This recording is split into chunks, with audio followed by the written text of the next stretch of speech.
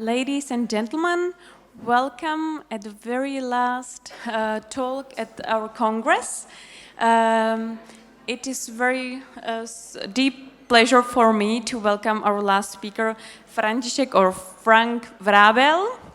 He is a CEO and co-founder of Semantic Vision, what is a Czech company which collects and analyzes 90% of world's news content. And he deeply understands the media ecosystem, and he will tell you much more about what we should be aware in nowadays world. Thank you. Thank you for the introduction.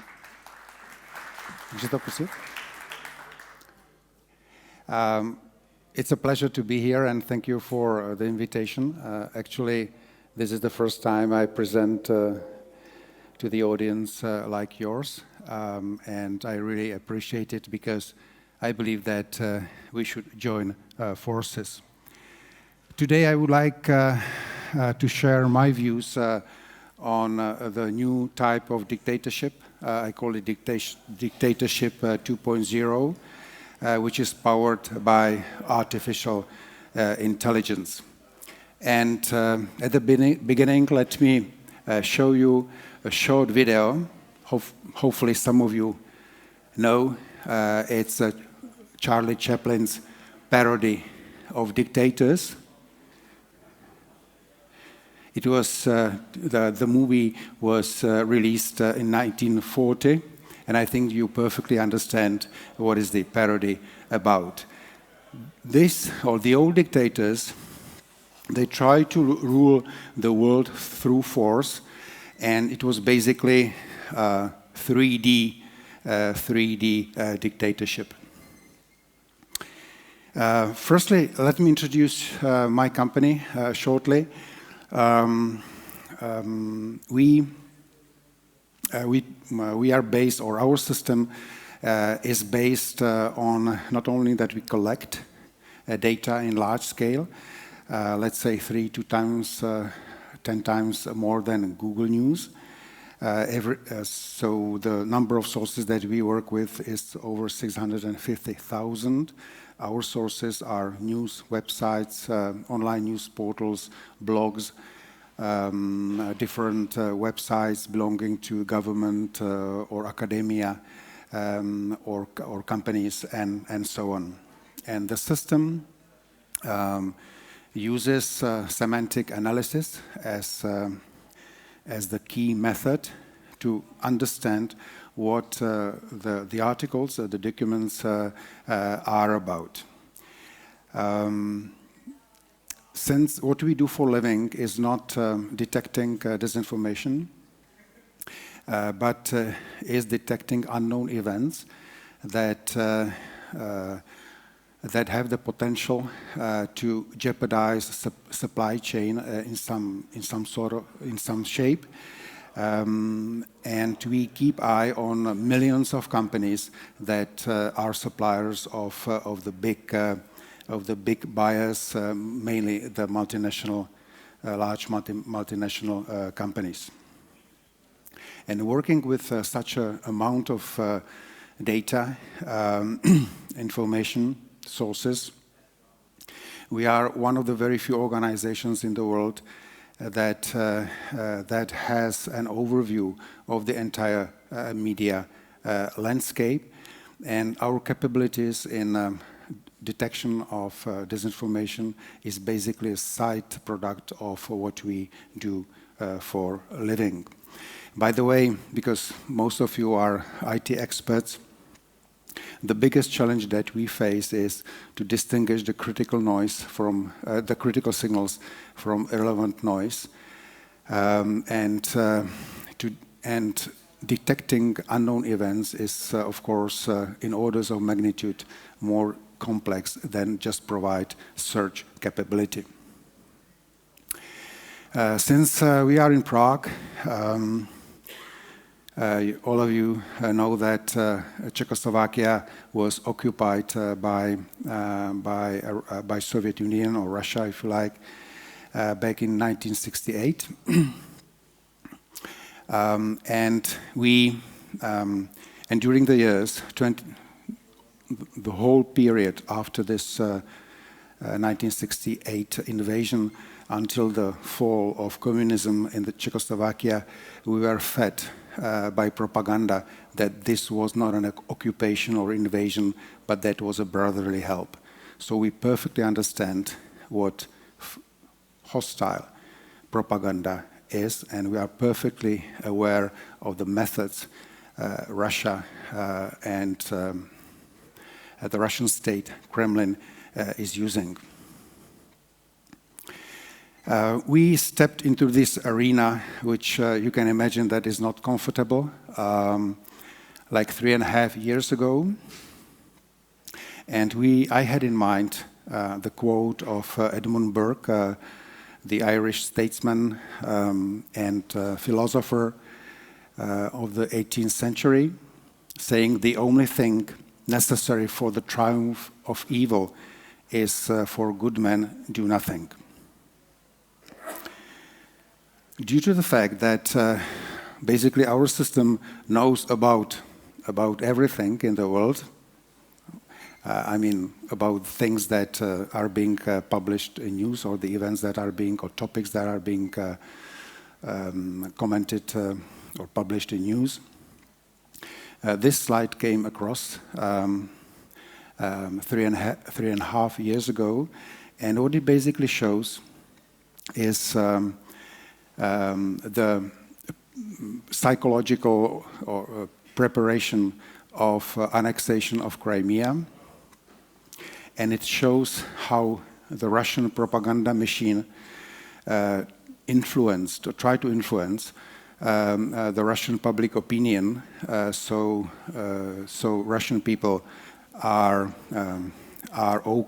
comfortable with Russia starting the war. As you know, most of you, war is a very unpopular thing in Russia, and they had to prepare grounds. So what you see on the chart and visualizations are, in most of the cases, the only way how to understand big data. And this chart was created from hundreds of millions of articles. The chart starts in June 2011 and ends up in February 2014, when the occupation of Crimea, the operation started. And what the red columns show the negative sentiment on Ukraine, not just as a keyword, but as a semantic object or abstract object, semantic category, which comprises of all the cities and regions and industries and the government and the president and so on. While the blue column show the negative sentiment in English global media. There are two things that struck to my eyes. First of all, in our system, and I think this is in general, there is like 5 to 6 times more of English content than Russian content, and you see there's on that chart there is much less global content. So this is the first difference according to the standard situation. And secondly, and this is more important, that there is a clear negative trend starting 2 years before the annexation happened. And our interpretation is clear, that the Russian government was or started preparation for the annexation well before, at least in the information space, 2 years before it happened. I wanted to bring an evidence that something like large-scale manipulation of public opinion exists, and unfortunately we got the chance to prove it on 2 very tragic events. The first is shooting down the MH17 over the eastern Ukraine by Russian system. And the second, at the second event, similarly tragic one, downing of the Russian civilian airplane full of people belonging to Metrojet airline over Sinai, Egypt. So again, the red color reflects the number. In this case, it reflects the number of articles on that given event in Russian media and on both charts. And the blue line, or the blue color, represents the number of English on articles on those events in English language. So you see two big differences. While the second event, the Metrojet event, had a similar proportion or appropriate proportion, although it was slightly more than 1 to 5 or 1 to 6. But of course, the event was related to Russians, to Russian people, because all of the victims or casualties were Russians. Then we see that there's basically same pattern how the media were providing the news coverage. The pattern or the individual spikes were triggered by new information, emerging new information. For example, like that they found out that an employee of the airport security brought an explosives to the luggage of the airplane. When you compare it to the upper chart, you see that there's completely proportional, and secondly, there's no pattern. And clearly, the Russian government wanted to downplay the event internally, domestically, as much as possible. And this chart shows the I would say, almost unimaginable grip the Russian or the control of Russian government over the Russian media. And mainly this, please take into account that this chart has not been made out of like tens of different sources from mainstream media, but the chart, both charts, as far as Russian sources, were drawn or were created based on analysis of 24,000 sources. Unfortunately, all our work or our analysis show that public opinion is just a mirror image of a critical mass of online media. In other words, there's a very high correlation of the public opinion and the critical mass, and this is known. Not only to us, but it is well known to our adversaries who are leveraging or using or abusing this knowledge. The chart that you see beneath the statement shows that there was no surprise that Donald Trump won the elections and became the U.S. president. The blue columns show the number of mentions on online news of Hillary Clinton, while the red columns show the mentions of the sheer volume of mentions of Donald Trump. So Donald Trump used to work as a steamroller, and basically by the sheer volume he was able to win the election. And I think this principle, please remember, and we'll come to it later on. So if you have the critical mass, if you have a critical mass of the online news content, over time, it influences or it creates the public opinion.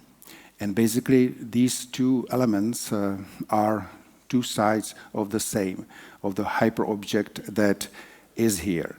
And the one that is able to control this hyperobject basically controls the minds of people. Since I wanted to talk a little bit also about Russian propaganda, and then we'll switch to other topic. The main one about the sad role of online social networks, mainly Facebook. I would like to share with you the key narratives Russian propaganda is using. The key one is relativization of the truth. Basically, what they are aiming to is us not to believe to anything, and once we stop believing in the truth and in our institutions, they believe that the structure of our democracy, structure of our democratic societies will collapse, and they will be able to impose their rule of law, which is might and organized crime. So the relativization of the truth is in the center.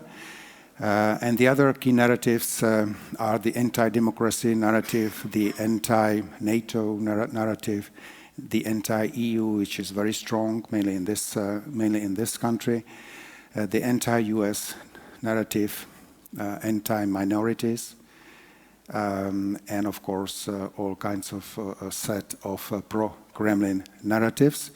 One of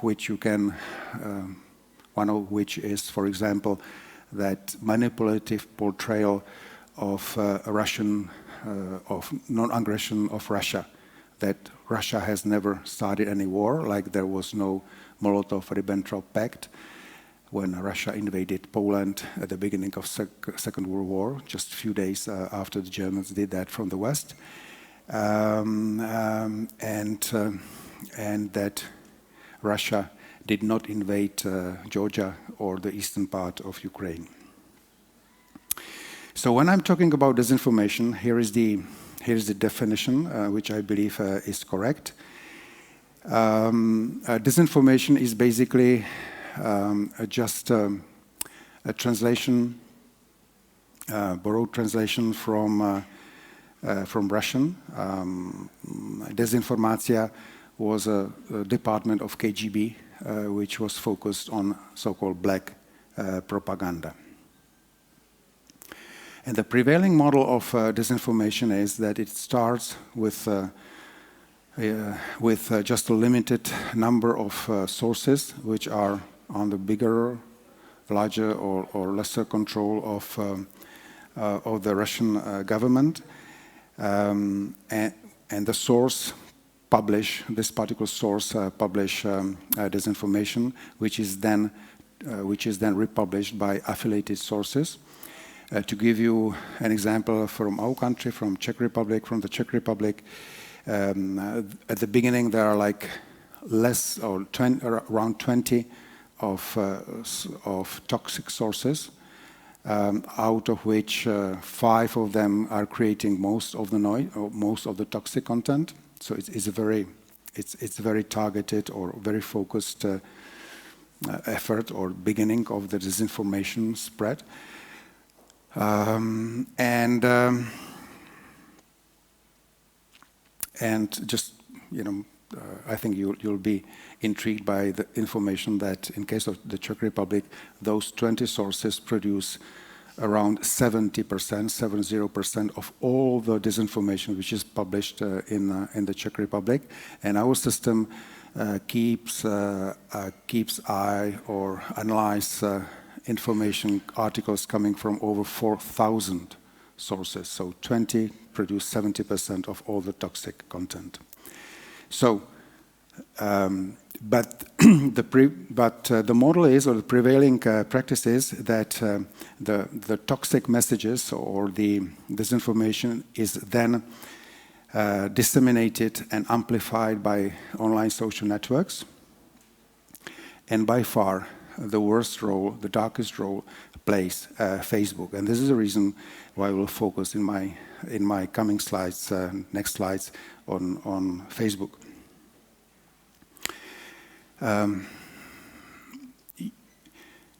You in the audience are very much uncomfortable with the level of state-controlled or state-owned surveillance, in which the facial recognition technology plays a key role or significant role, and I share your views on that.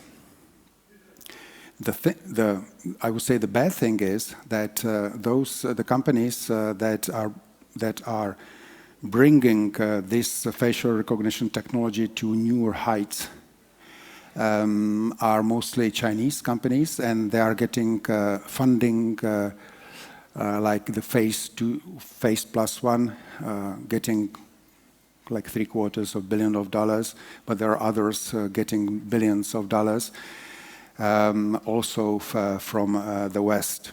And China is clearly the pioneering, I would say, the industry of state-controlled society. And they are using the methods, or they are leveraging artificial intelligence in those efforts big time. If we think, or if we take a look how many data points facial recognition takes into account, and basically on these data points the state is able to provide the surveillance of their citizens. It's not that many. And if you compare it with what Facebook is collecting, not only on its users, but everybody who somehow get into contact with a Facebook user, or the one that is not a Facebook user but has a friend or is contact in Facebook users. So this is the overview of Facebook algorithmic factory. This is, the visualization is not coming from semantic visions, but it is work, this is the result of analysis of Share Foundation. And there will be a couple of animations now. So at the beginning we will focus on this left upper part, and we'll take a look at what Facebook is collecting in this part. So it starts by, among other things, with downloading all the contacts the particular user has. We may take a look to a different part of Facebook algorithmic factory, which is again the data collection on the data collection side, and and you see what kind of data or information Google collects on each of its users in a standard way, like your religious views, gender, your political views, and so on. Let's take a look to a slightly different part of the diagram. It goes after your relationships, whether you are married or you're in love with somebody, or you're open to relationship, which is by far more intimate than your face, of course. If we go further and take a look on this part of the algorithmic factory, powered by artificial intelligence, of course, we see the social graph, the Facebook and the algorithm creates around each user, and it's basically, it maps all the social interaction the particular user conducts. And as I said before, and as most of you know, you can be disconnected from Facebook, but once you are online and one of your or some of your friends are Facebook users, or even if they don't use Facebook, but their friends are on Facebook, then they basically know almost everything about you. So, compared to this, the NSA surveillance capability is just child's play. What Mark Zuckerberg, because he's responsible for the juggernaut, for the monster that he created, is not connecting people, of course, but it is to steal your identity and sell it for manipulations, aim of which is aiming its users to do, to want, to believe and do what Facebook and its customers want to. But there's a dark bonus of Zuckerberg, and I already told about the child's play of NSA, which is the surveillance squad as a service. And this is basically what brings money to Facebook. And if we return to that algorithmic factory diagram and take a look on the right side, which is the targeting, ad targeting.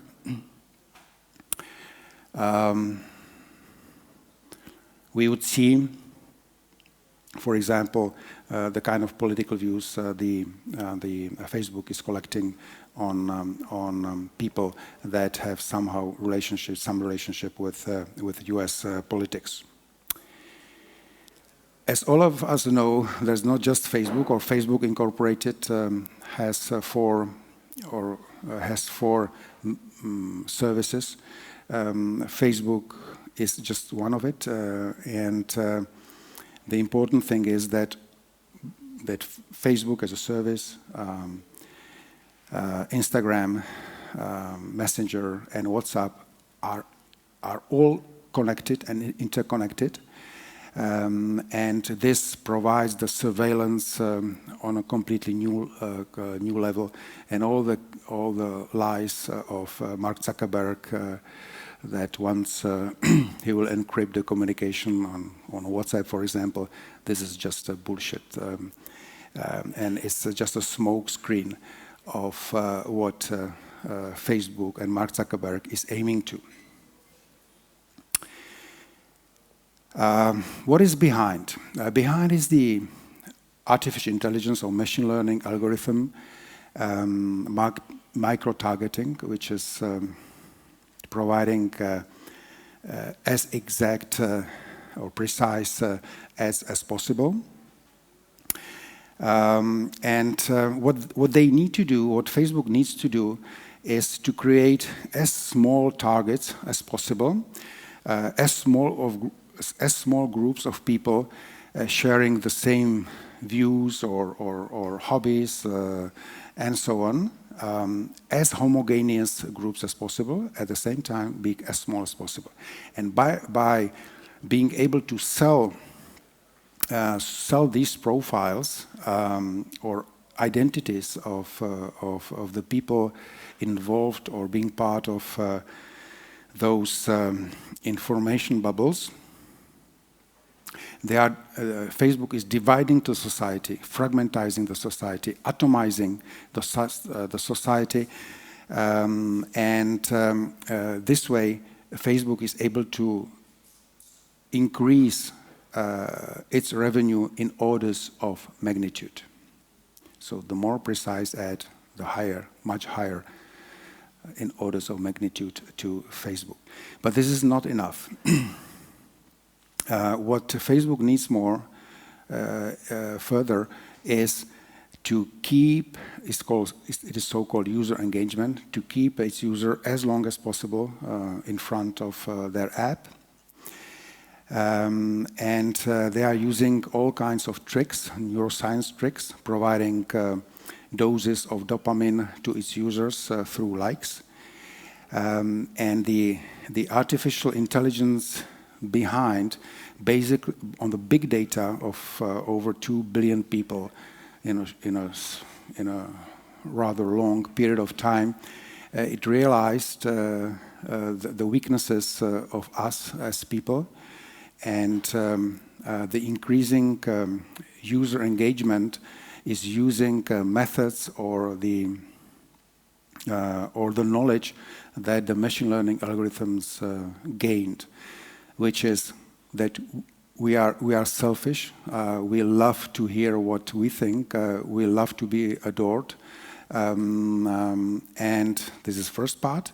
And the second part is that the more radical content Facebook provides us, for example, in the form of news feeds, the more attention it grabs. And by atomization of the society and radicalization, the collateral damage is that finally there's a destruction of society. Well, the negative aspects of online social networks have come to mainstream just after US presidential elections in 2016. But since you are, I would say, since you are people who have a deeper knowledge, I believe that most of you recognize that already much earlier. So the US presidential elections didn't bring any casualties, but Facebook brought thousands of casualties in the process of radicalization of the Middle East population. All the wars in Syria and ISIS, Facebook was a major tool for recruiting ISIS warriors. And Mark Zuckerberg has hands dirty with blood of thousands of people. But not only that, he's responsible for millions of people being displaced within the Middle East. Let me now show you a couple of abstract slides, conceptual slides. In the past, media aimed to be neutral and to provide objective reporting. You may disagree, but this was the prevailing model. And all the media laws are written in that sense, to distinguish between objective reporting and opinion journalism, or providing opinions. So please consider it as a model. So at the beginning, there were neutral media, and Facebook in the center or in the middle was also neutral. But during the course of time, by application of the algorithms I explained before, the particular users of Facebook get polarized, get radicalized, and as a result, there appeared or emerged a demand for news sources that reflect the increasingly radicalized users, and at the same time, the demand for neutral or objective media shrinked. But this is not enough, because there's a negative feedback loop.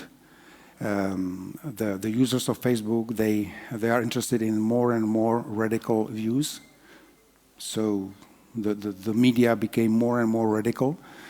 And at the same time, the negative feedback loop also impacts or influences the increasing shrinking of the neutral media space. So talking about disinformation, we don't have disinformation on this slide yet, or in this model yet. Even if Russians or Chinese or the Islamic State or other forces in the Middle East would not be distributing or disseminating disinformation, the public is already radicalized, and they in increasing way they vote for the extreme parties, or they don't participate in the democratic process. So Facebook, the story of Facebook is a continuous lie. If we start from the left, you see congressional hearings of Mark Zuckerberg, I think it was spring last year, when, among others, he denied the Facebook capability of listening or controlling microphone of its users in their smartphones and listening to their private conversations at home or kitchen or in bedroom. It turned out just recently that was true. Mark Zuckerberg called that allegation as a conspiracy theory, but again, it turned out to be true based on the information that was published in June. Another case that you are familiar with, the shooting in New Zealand in Christchurch, when the government of New Zealand urged or was requesting Facebook to stop disseminating the video coverage of the shooting, and Facebook was lying that it is doing. Then the privacy commissioner, the minister for protecting private data, called Facebook pathological liars. And as most of you, if not all of you, are fond of cyber currencies built on blockchain. All of you know about Libra. Facebook is pretending that it is on a blockchain, but actually their Facebook blockchain does not contain blocks, neither chains. So liar, pants on fire. But this is not enough. What scares me to death is Facebook attempts or initiative and supporting research and acquiring companies that are building brain-to-computer interface. At the time being, how Mark Zuckerberg is explaining that is that they want to help people. We heard that in the past. And I believe that his only goal is to control, once he's able, or Facebook is able to read the minds, then it is just one step from being able to control, to implant ideas to our minds. This is a famous quote of Mark Zuckerberg, which was published repeatedly last time in the book of Ben Mesrich, which was called Bitcoin Billionaires, about the Winklevoss twins. So you can be unethical and still be legal. That's the way I live my life. The human society, since the dawn of its existence, of humankind, it was built on cohesion, on collaboration, empathy, responsibility, and ethics. While Facebook, which was founded in 2004, is built on disintegration, which results in atomization of the society, in controversy. They are using the principle of controversy, which results in radicalization of the society. It uses the principle of promoting selfishness through addiction of those dopamine doses. It is based on principle of irresponsibility. It's completely anonymous environment which welcome the worst from us. And the algorithms that power Facebook monster don't have any dimension, any social or ethical dimension. You can view that or understand that, comprehend that also as a process. So through the cohesion, collaboration, empathy, responsibility, and ethics, we became humans. So it's a process of humanization.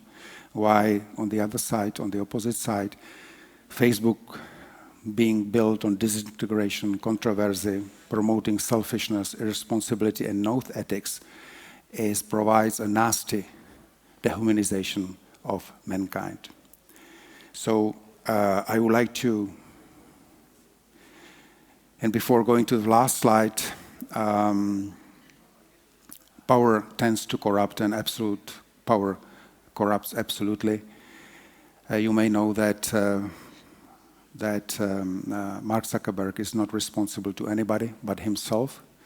It's a big exception of public companies. He holds 60% of voting rights. He cannot be put down of his throne of president and CEO. And I would like to ask you to help him and to help stop him.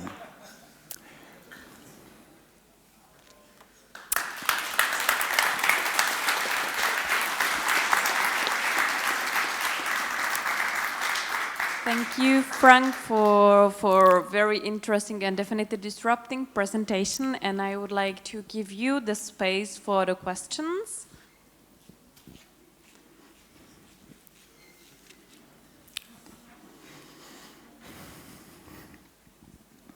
Thanks for the talk, first of all. Sorry, I took several notes. I have some questions. The first question regarding the first part of the presentation, regarding misinformation, do you mostly focus on Russia, or do you also provide other reports about other countries, other topics, etc.? Because you seem to single out that misinformation was only a feature of China and Russia, for instance. But I come from a democratic country in Europe where at some point the Muammar Gaddafi was a rabid dog. He then became a very nice individual where people should trade with him, and then all of a sudden he became a rabid dog again. So it's that Orwellian thing that we're always been in war with East Asia, even like yesterday we weren't. Also, sorry. May I respond now? Because, and you may raise the second part of your question later on. I share your frustration, and Muammar Gaddafi case is, I would say, the bad example of how Western media and Western governments presented him. That is for sure. But I would like to distinguish between misinterpretation, between misinformation and disinformation.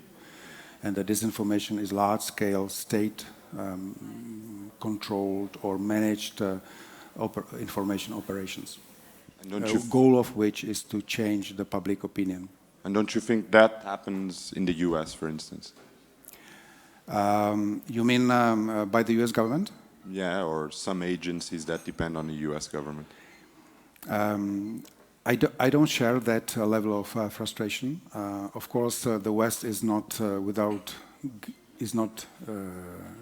any guilt, but it is incomparable what the totalitarian systems are doing, like Russia or China or Iran. Okay. going back and also continuing on this one, don't you think that like forcing Facebook or YouTube or Google, for instance, and you single out mostly on Facebook, but also I think that there are several other concerning players in this space. Don't you think that forcing those, like government regulating those companies to police thought will also have an impact, given that today most of the people interact and share ideas on those spaces? So if the governments give Facebook the power to deem what's misinformation, what's like reasonable opinions, what's not reasonable opinions, that actually like putting people on even smaller and smaller boxes at some point? Well, thank you for that question.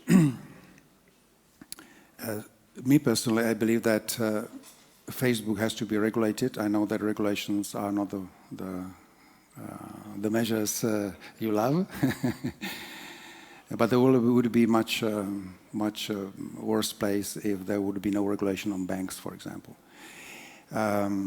I don't believe that the regulation should be on the content level, like providing censorship and providing some sort of a ministry of the truth. But it has to be on the level of algorithms.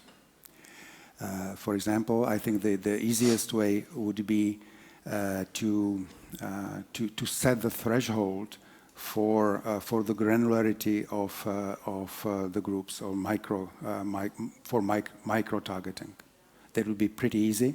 So the system would not work with, and this is just an example, with 1 million different groups atomizing the society, but just with 1,000. Again, this is an example only.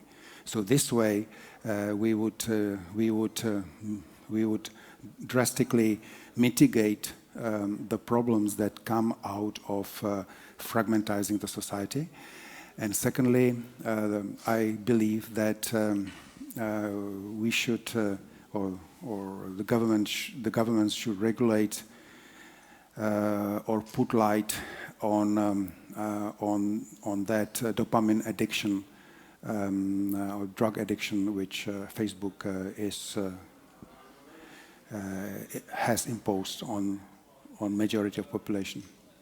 So no content, no censorship. Just look at the algorithms. Okay, but by looking at the algorithms, you could eventually create a system that it would be not that different.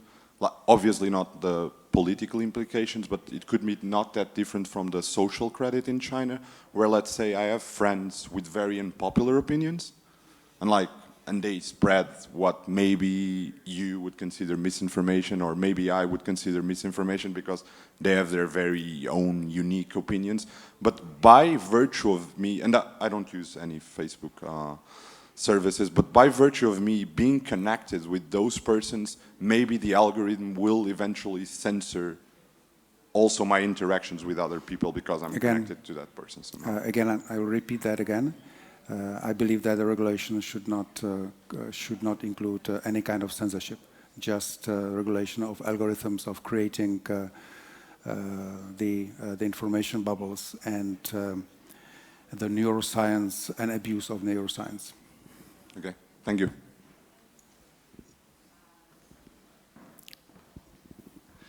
I'd like to connect to the previous question and to your reaction. I would argue that limiting algorithms wouldn't really help, because I think the main problem of Facebook is the misalignment of the business model, because of the freemium business model, because Facebook earns money based on the advertisements.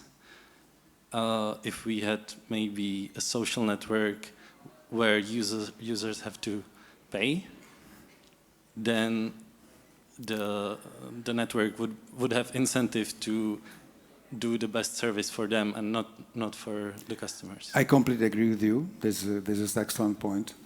But the situation, the reality is that we have Facebook and the services that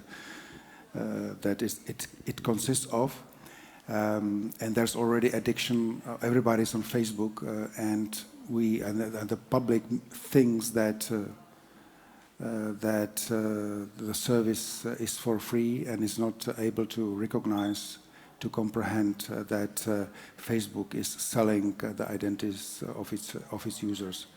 In the perfect world, I completely agree with you.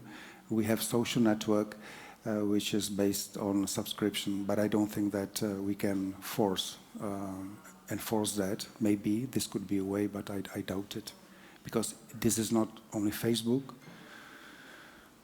which is causing the problem of micro-targeting, but it's also Google, mainly YouTube channel, which is pretty close to the negative impact on society.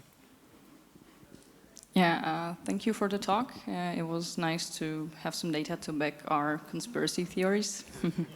You invited us at the end of your talk to stop him. How do you suggest we do that, and do you even think it's really possible?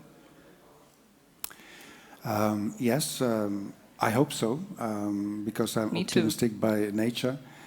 I think the first thing is to provide the awareness of that problem, of the problem that Facebook, or what is Facebook doing to the society. And each of us has certain knowledge and methods to help in that fight. Yes, but I feel like this is something that works with people like us that tend to attend these events, etc. But what about normal people who just don't give a shit about this? This is exactly what... Who is the majority, and basically the people who are the targets and those who fuel all these problems, basically. I can imagine that there is more whistleblowers from Facebook organizations, from Facebook organization, for example. I can imagine that since most of you are geeks, that you have friends, somehow you can get connection to those people who are creating, who have created that monster, and maybe you can provide information that would help mankind to fight this threat. Okay, so they would do what? Stop using it, or I because think most people probably won't. Mm-hmm. So of course the great way is to vote by your legs, like leaving Facebook forever. But I think this is not realistic because Facebook has monopoly, and if you're not on Facebook, then you have no friends, at least certain parts, or majority of people think in that way. So I'm a supporter, or I believe that Facebook has to be regulated on the level of European Union and the US government. But I know that the state regulation is something that you're not fond of. So please think over of methods how we can achieve that. Thank you very much for the very interesting talk. I would like to quit Facebook, but there is a problem. The program of Parallelní Polis is published on Facebook. So I have one wish. Could you please, in Parallelní Polis, publish your program outside of Facebook as well, as it was possible for the Hackers Congress? And then I have one question. Can I buy from Facebook my personal information, everything that they collect about me? Can I buy it? Good one. I think you could buy it once you pretend that you are a marketing or digital marketing agency. If you pretend that you're doing that, even if you're not a marketing agency, they will sell you all the data about 2 billion people they have, including your current GPS location. It is available on the market. Hi, thanks for the talk. I have a quick question regarding the motivation. So you said Facebook is doing this for greed because he's monetizing information about our privacy. But imagine that just like in email, except for Gmail, you can use Proton Mail, which hopefully is maintaining our privacy and not collecting data on us. So if someone, I mean, let's be hypothetical for now. If someone came up with Facebook that doesn't collect any information on us and just provides the same service, but doesn't sell it to anyone, the phenomena that you are worried about, they would still be present, right? The radicalization and the atomization. Sorry to interrupt you. In case the service is based on subscription, or at least is managed by... I don't know. I mean, no, it I'm just telling seems you. to me that this is orthogonal to, that it's somehow a social phenomenon what's happening on Facebook, that people tend to like opinions that they agree with and it radicalizes them or not. I mean, that's my question.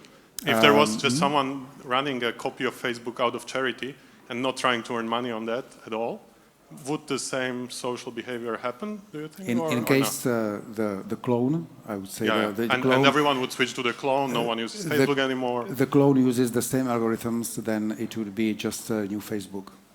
But the alternative exists, like a subscription-based social networks. But the difficulty is, or the problem is that it is not being used by too many people.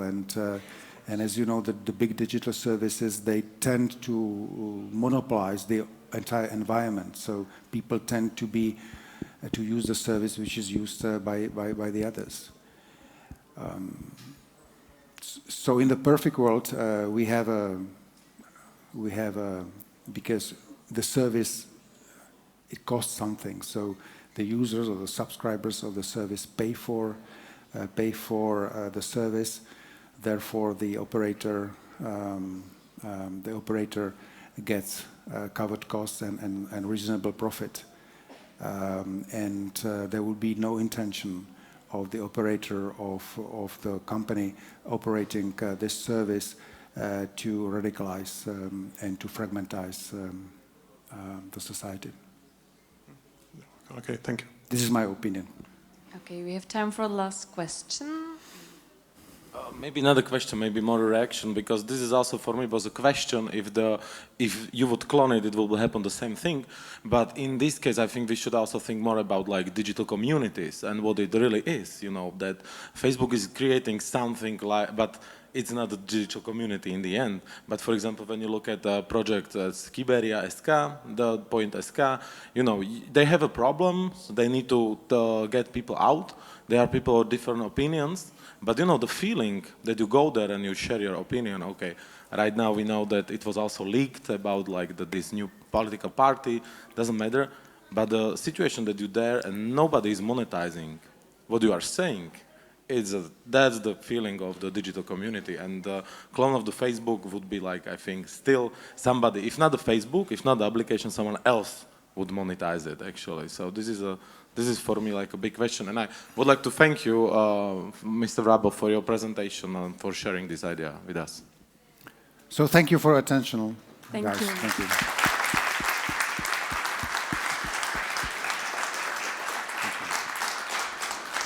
Thank you very much, Mr. Vrábel, as well. And I would love you and all of you invite to the closing ceremony in Studio One. And thank you for the Congress.